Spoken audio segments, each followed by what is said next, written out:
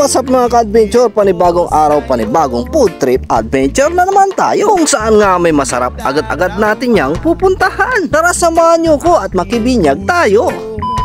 So yun nga mga ka-adventure, naimbitahan nga tayo para umatin ng binyag.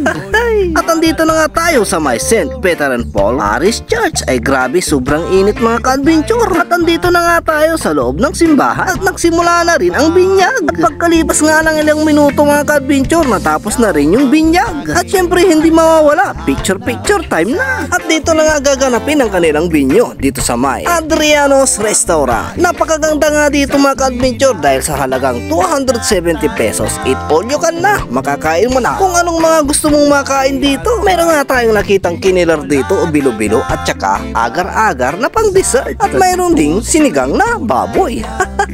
Ayun o, mainit-init pa. Sila nga pala yung napabinyag mga ka-adventure. Sinabay na yung kanyang birthday at saka binyag. Para siguro mga ka-adventure, minsalan na ang kanilang okasyon. At pagkalipas nga ng munting programa, heto na yung pinakaantay natin. Yun ay ang kainan na. At heto na nga pala yung kanilang mga menu mga ka-adventure. May mga gulay, iba't ibang klaseng luto ng karne na sa halagang 270 pesos, matitikman mo na ang lahat ng to. Pero kailangan mong ubusin yung nakuha mo dahil no leftover dito. Mayroong nga nakakilala sa atin dito, kaya pinakaway na rin natin sila. Kaya kung mayroon kayong mahalagang okasyon tulad ng binyag, tibo, kasal, birthdays at iba pa, pumunta na rin kayo dito. So yun na mga ka-adventure, hindi na natin palagpasin yan. Pumila at kumuha na rin tayo ng mga makakain.